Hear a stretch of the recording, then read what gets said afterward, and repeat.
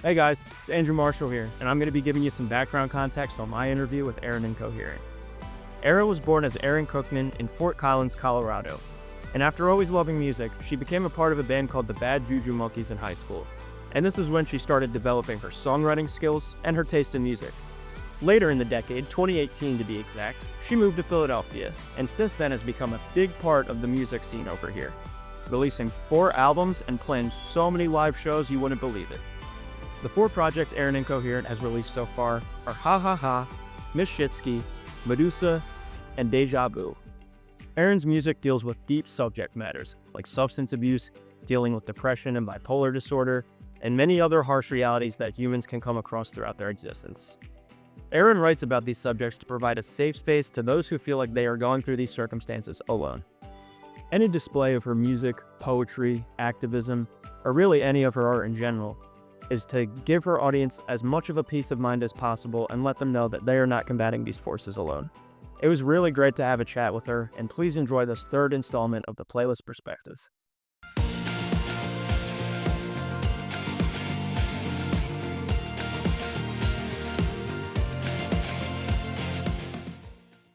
How's it going, everyone? I am your host, Andrew Marshall, and welcome to the 3rd episode of the Playlist Perspective, live from Newman University.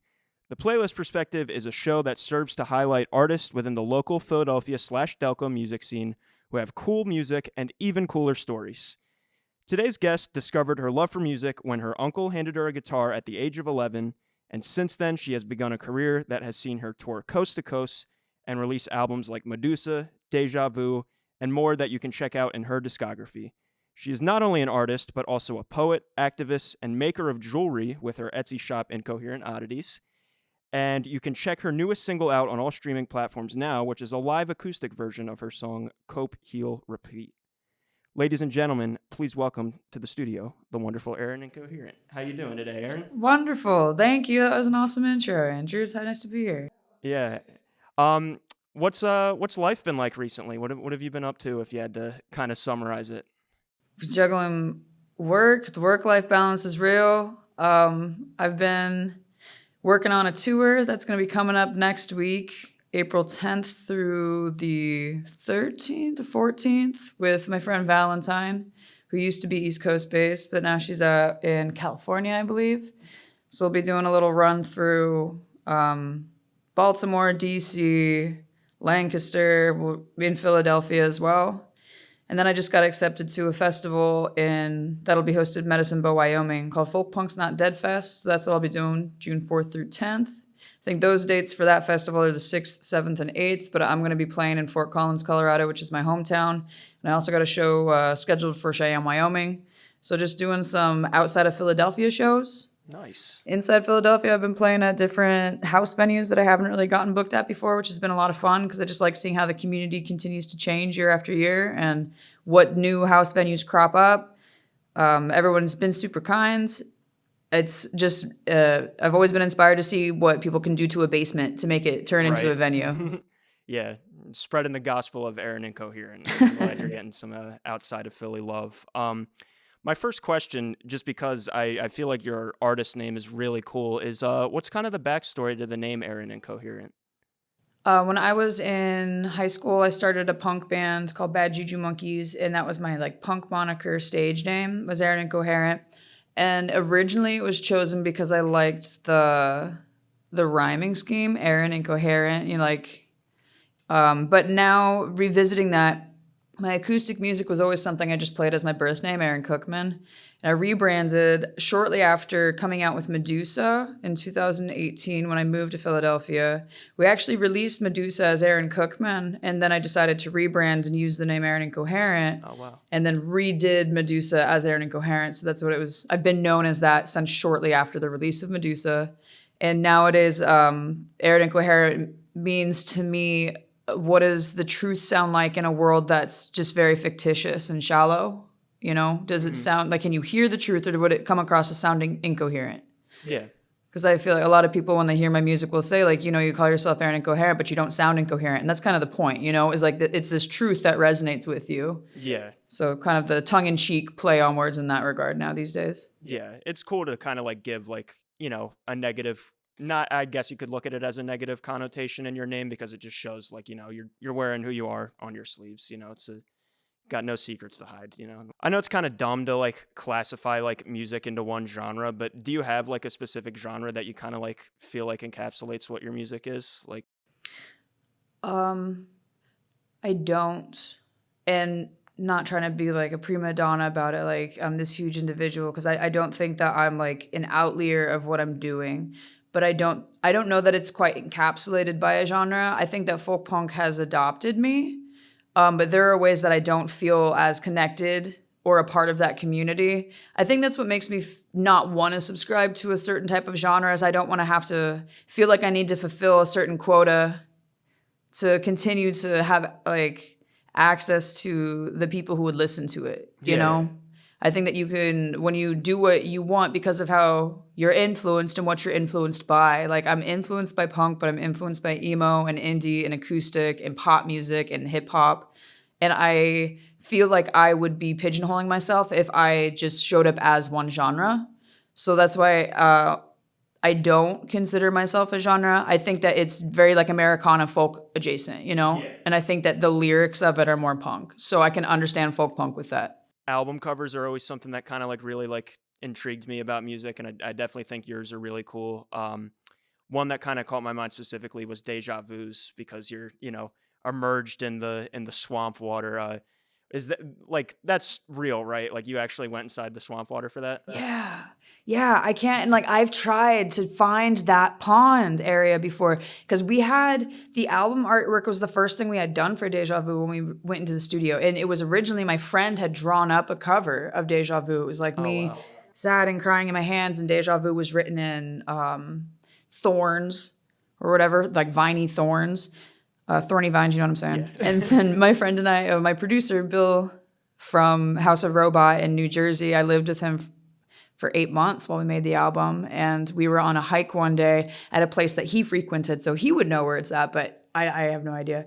And we go there, and all of the water blossoms or the lotus are in bloom, and there's thousands of them. And both of us looked at each other and we're like, we know what we have to do. You got to get that shot. Yeah, came back with the camera. And what's funny about that cover is the water's only this deep. So I'm like leaned back all the way, making it look like I'm coming up from the depths of water, but it was like a couple feet deep.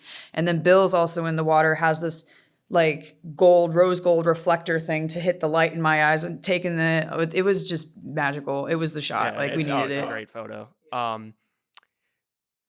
So I believe Deja Vu and Medusa are the only two you have on streaming, because it said Deja Vu's your fourth.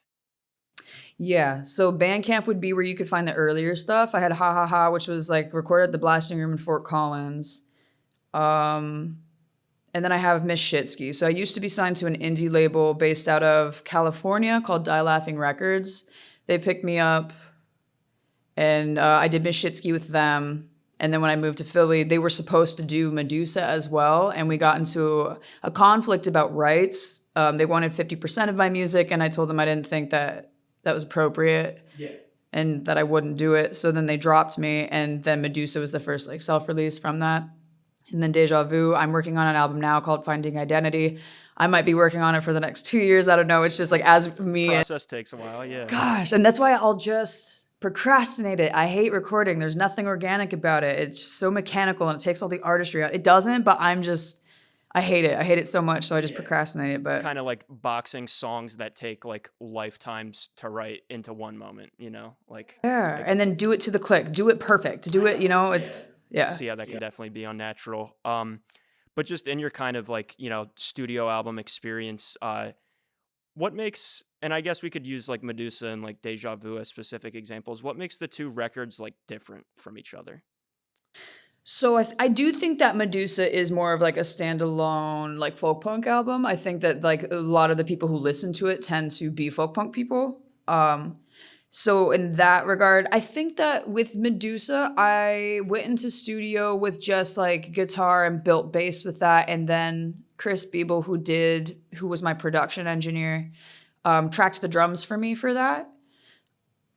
With Deja Vu, a couple of things happened during Medusa and Deja Vu. Like one, I was challenging myself more to be better at guitar. So intentionally doing like leads and solos and things. I was just challenging myself to do stuff that I didn't normally do.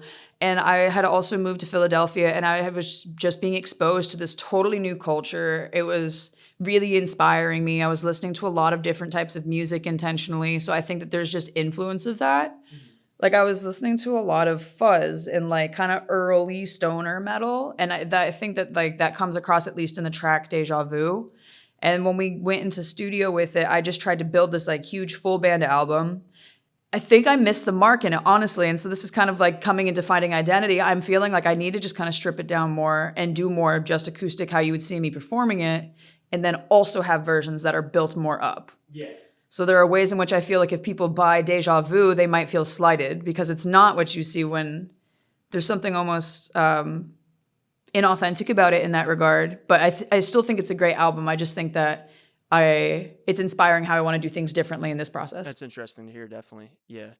When you go into, your Spotify profile, the most streamed song of yours would be Cheerleader Smoke Crack, which I feel like has definitely like a very like layered subject matter. Like I was like trying to interpret it, and I got kind of like, everyone has problems, everyone has mental health issues. Could you explain in your words like what that song's about? Yeah, so to begin with, it was based off my ex partner at the time was telling me about how he grew up in South Central Florida and was dealing crack for a certain amount of time in their high school years, and was telling us this funny story about how he went to sell crack to some people, and it was like the head cheerleaders at his school, and it was like one of the cheerleaders' birthday, and she like smoked crack and then like threw a fit because he was out of crack and she had smoked all of it. So I just like the whole like cheerleader smoke crack aspect of that like came from a real story. But as I started writing the song, it was like, who cheers you on, and who are you listening to as your spirit squad, and if these people are just as like, if they're just as in the as you are, who are you listening to? If you have your own issues and everyone's co-signing that, you can choose to never get better. You can choose to never change. You can choose to be apart. It's thinking for yourself and noticing who your cheerleaders are, for lack of a better term. And so much like everything I write virtually is autobiographical. So it comes from real life experiences. So that being influenced by a story I was told, but that the lyrical content of Cheerleader Smoke Crack, I do talk directly to myself more often, or more than once in the lyrics of that. So it's never trying to just call or like throw shade or call out people out. It's like seeing my own role in things too. Bit of a personal question. Like, I know suicide prevention is a big thing that you've advocated for, like kind of in the music as well as just, your life in general. And it's of course a really big like topic to provide advocacy for. It's very important. What kind of made that one of the things that you're an activist of?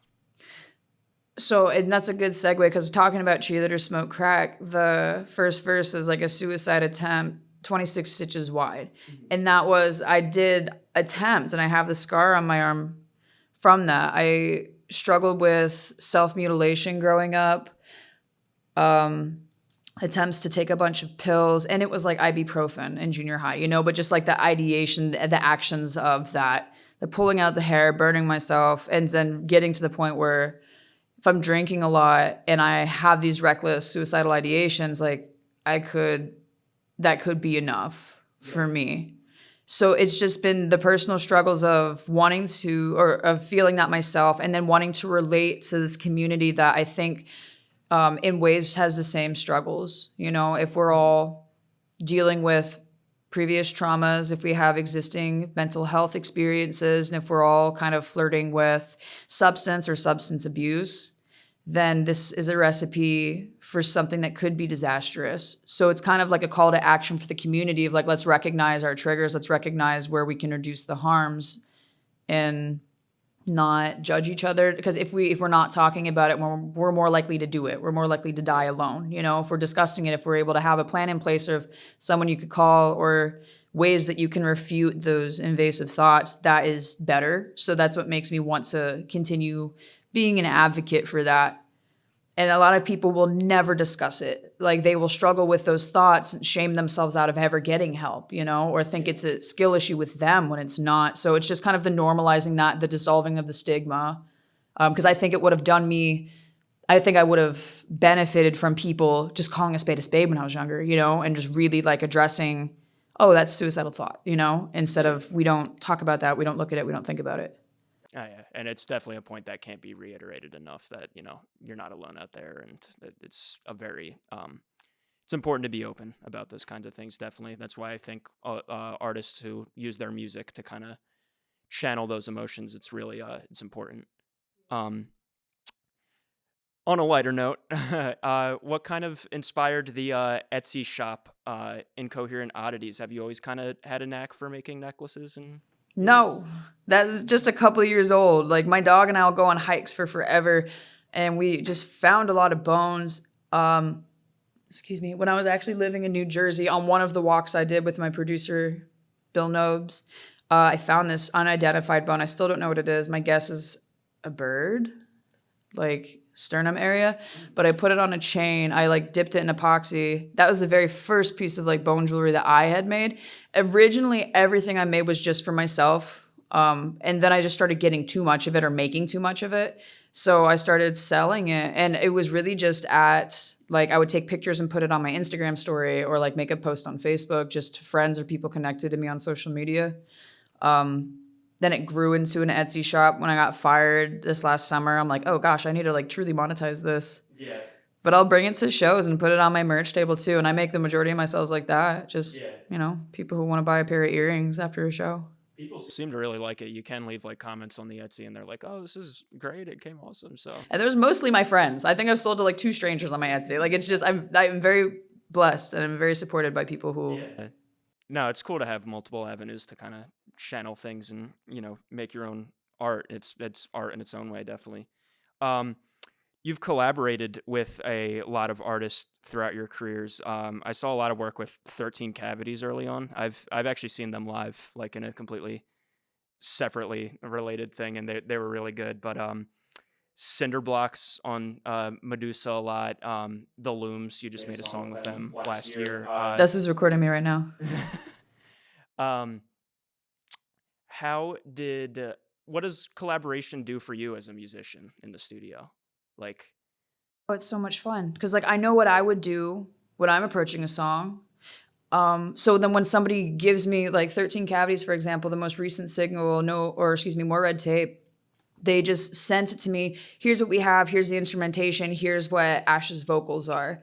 And then when I finally got around to it, because that's the other thing is I'll procrastinate a lot, but I just listen, finally come up with something, film myself, send it back to them, and immediately Jason's like, oh, wow, like we love it. This is not at all what we were thinking you were going to do with it. Mm-hmm. So it's that whole element of like making magic, of I don't know, like I might hear in my head what I think someone's going to do with this, but just allowing people to make music without it being, because I can, to make it like a comparative or like a parallel when I'm doing Deja Vu and we're building a band, I'm telling them play this, when we're collaborating, it's like, what do you do with what does music sound like for you here? And I just think that's really inspiring. You're never gonna experience the same type of collaboration twice. Yeah. Everyone's always gonna have a different idea or input or how they wanna, and it comes from their own ways that they've been inspired. They draw from their own experiences. So collaboration is really cool. Yeah. Just as a listener, it's always a really exciting thing to see too, just 2 different artists that like you might not even expect coming up with a new piece of art. Tattoos are a very important way for punk rockers to express themselves. What kind of goes through your head whenever you think of getting a tattoo? Like, do they usually have like stories behind them, and like how do you come up with the symbol of what you want? Okay, so I mean like a mix. I've had some tattoos I've gotten covered up. They were matching tattoos with people I don't associate with anymore. Some of them aren't covered up, and you just have that story. I have a few that are just funny. Yeah. Like my ex used to tell me the word oyster. So then we got like matching oyster tattoos where there's a pearl on top of a pile of poop inside of an oyster's mouth. And one of them, my friend was a tattoo artist and had just this rose in the banner. Instead of saying mom or dad, it says dang. So I got that because I think it's funny. But then on like my back, I won a back piece, and we actually just did the third session yesterday. And that I really went in for because I'm like, I wasn't expecting on getting it. I didn't have anything planned out for it, but it is very symbolic and spiritually, like it means a lot to me. So being able to have something that is very well done, because the guy's super talented and very impactful for me. Yeah. That feels powerful to me. It feels good. It feels like it, I don't know, it encapsulates me. But so did the goofy ones too. Yeah, they all mean something. I guess what with working on a new record, you mentioned you definitely have goals to just like grow, from where you were last. Like, could you elaborate on that a little bit? What is your goal with like the new record you're working on? Part of me wants it to go beyond folk punk, like just feeling this kind of small, isolated niche genre that predominantly is like a cool kids club, getting beyond the reach of that and just really meeting people who feel that music. I don't need people to subscribe to a type of lifestyle of the music I play. I just want them to have this reaction and response to it. I want it to feel familiar. I just want to feel like I'm talking to human beings at the end of it, and not it's not about like growing fans, because I think that's kind of dehumanizing. Absolutely. So about just really connecting, and I would like to build a network. I would like this album to be able to offer me more opportunities, like, going and playing festivals at different places, or just meeting different people, going to new venues.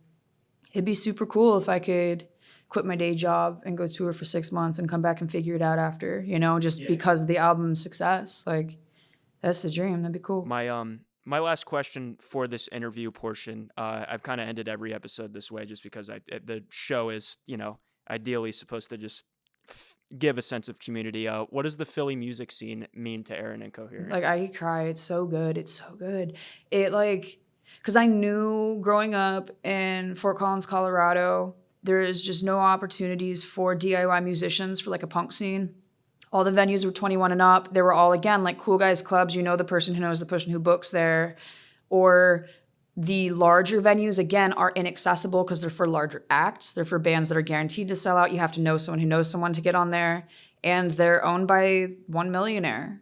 And they want to keep it family friendly. And they decide then you go to Philly. When I moved to Philly, I didn't know anything about it. And it was like, it just was exactly what I needed. You had people making just these religious experiences happen in basements, like just taking this art and like just making art for art's sake. And you can feel the rebellion of it, and you can feel like the inspiration of it. You can see the history of so many people who have left their mark on these streets, in this town, in this area.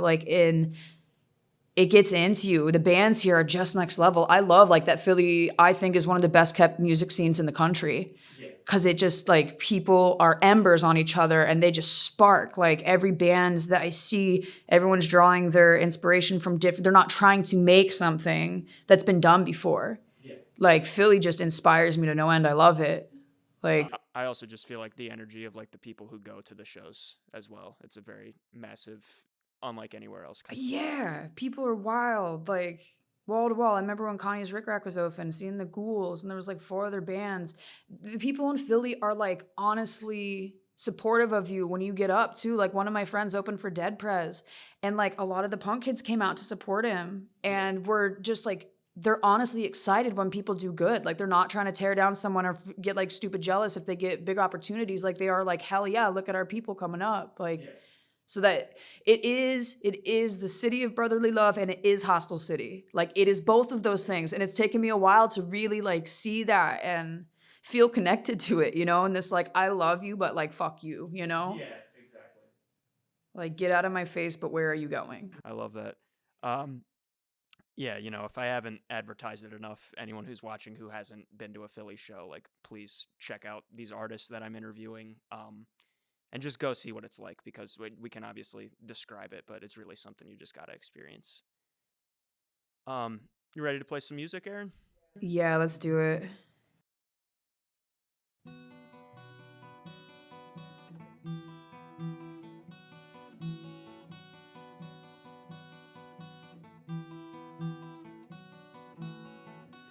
Resurrect all that is left. You'll have to start again. These changes won't save, but it's better that way. 'Cause you're trying to grow. Oh, it's so hard to grow. Oh, to trust in your heart when it's time to let go. I never wanted all of this. Neglect is cold as snow. And now I don't care where you went, because I'd rather be alone.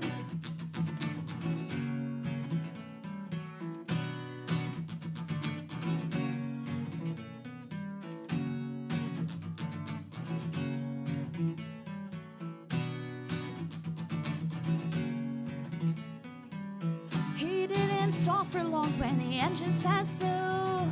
A man will die soon after he neglects his force of will. The devil's dues may pay his way, but it's time he'll have to kill. Time doesn't wait, never forgets, and it doesn't care. It doesn't care. Oh, I fell out. Yeah, I've been drinking. Who wants to know? I should have heard it sound. What was I thinking? Well, who wants to know? I cut them all out. It serves them right. It was a long time coming. I'm reminding myself. You practice what you preach, 'cause this is how our boundaries are formed. Now they unsheath the knife and push you in their court. Gladiator, take your mark, and now you'll kill for sport.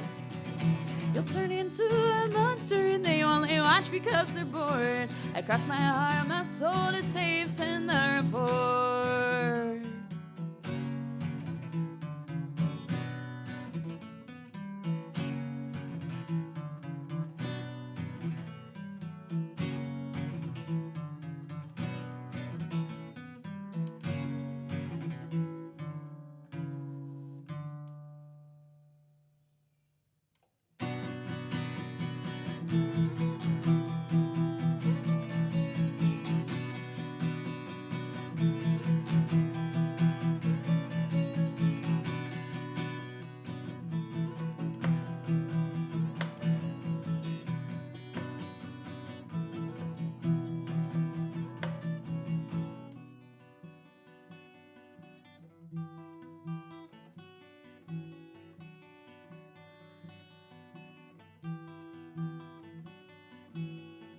The yawn of the Poconos tickles magnolia trees where the woodchucks are raising their daughter. The perfume of change on the leaves as the rivers all freeze and the fawn all seek shelter from hunters. The quick whales survive while the meek will provide a winter of food and some warmth in your hide. This cannot be strange to you.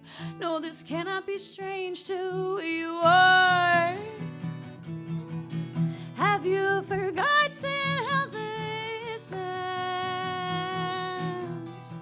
Your anger is your tomb. Learn the lesson once again. You're having deja vu. In autumn, it makes sense why things fall away. Foliage dies. We ruminate, dormant. I should be no more guilty for the seasons changing than I should be my own needs being addressed in the time that it takes to grow into them. An exit, an entrance, a mere demonstration of my path. I continue to orbit. What is now tight buds will become green leaves burst anew into season.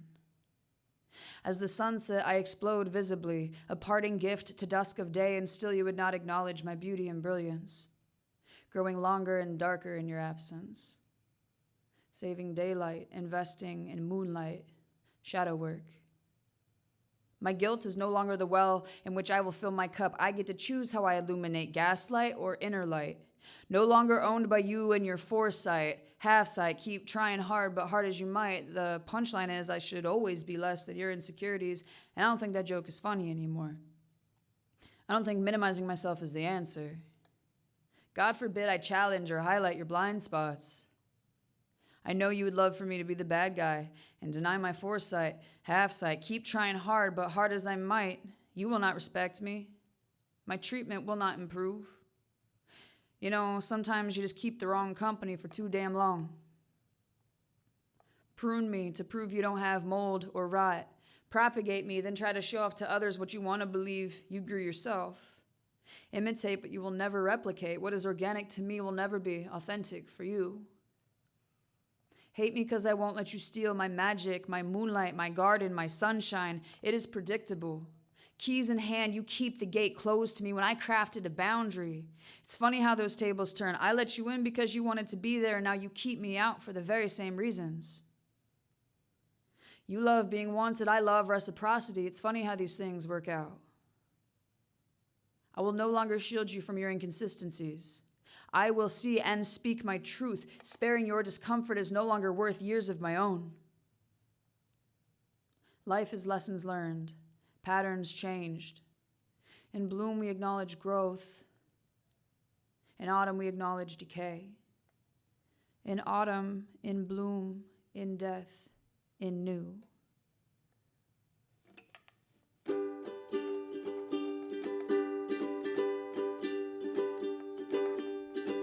Leave it to me to be alone in a town I hardly recognize without you by my side.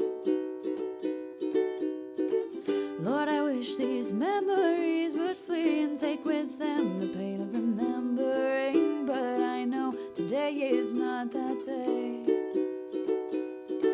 I saw a sunflower tree in the middle of the yard and swore every flower from it before I got back in my car and drove off. Cheers to you, cheers to us. An old friend killed himself before the start of spring.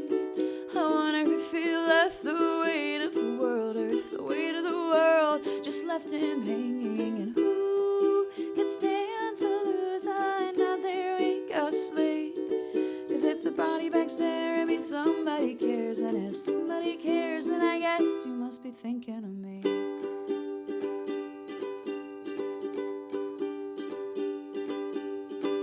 Leave it to me to get strung out and freak everybody out and say I won't do that again. These days there's nobody here. It feels surreal. So many years spent with kids I don't even think I know. Do they know me? Such addiction and the sickness makes it hard just to exist when I can hear the words they do not say. They hate me, little girl. Oh, they think I'm just a little girl. An old friend killed himself before the start of spring. I wonder if he left the weight of the world, or if the weight of the world just left him hanging. And who could stand to lose another wink of sleep? 'Cause if the body bag's there, it means somebody cares. And if somebody cares, then I guess you must be thinking of me. I guess you must be thinking of me. Ooh, disturbia, suburbia. And I hope we all get out, and I hope we all feel free. Disturbia, suburbia. And I hope we all get out, and I hope we all feel free eventually.